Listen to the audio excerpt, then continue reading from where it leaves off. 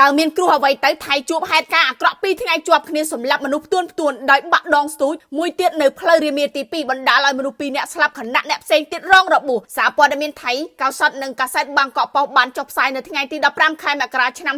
2026នេះថាអាជ្ញាធរបានរាយការណ៍ថាម៉ាស៊ីនស្ទូចសំណង់មួយបានដួលរលំនៅលើផ្លូវរាមាទី2ក្នុងខេត្តសមុទ្រសាខនបណ្ដាលឲ្យមនុស្ស2នាក់ស្លាប់និងអ្នកផ្សេងទៀតរងរបួសហេតុការណ៍នេះបានកើតឡើងនៅវេលាម៉ោងប្រមាណប្រហែល 9:15 នាទីព្រឹកនៅលើកន្លងផ្លូវចេញនៃផ្លូវរាមាទី2ត្រង់ចំណុចមុននឹងឡើងស្ពានឆ្លងកាត់ទន្លេថាឈិនដោយម៉ាស៊ីនស្ទូចឧបករណ៍សំណង់នៅក្នុងការដ្ឋានសាងសង់ផ្លូវល្បឿនលឿនបានដួលរលំករណីនេះបានបណ្ដាលឲ្យមានការកកស្ទះចរាចរណ៍និងបង្កគ្រោះថ្នាក់ទៅដល់សុវត្ថិភាពយ៉ាងខ្លាំងអាជ្ញាធរបានទៅដល់នោះជាបន្ទាន់ហើយណែនាំទៅដល់អ្នកបើកបរឲ្យជៀសវាងពីតំបន់នោះសូមបញ្ជាក់ថានៅប្រទេសថៃដដែលកាលពីម្សិលមិញកើតមានសោកនាដកម្មដោយបាក់រលំដងស្ទូចយក្សលើទូរថភ្លើងនាំឲ្យមនុស្សស្លាប់ដល់ទៅ32នាក់ចំណែកអ្នកផ្សេងជាច្រើនអ្នកទៀតរងរបួស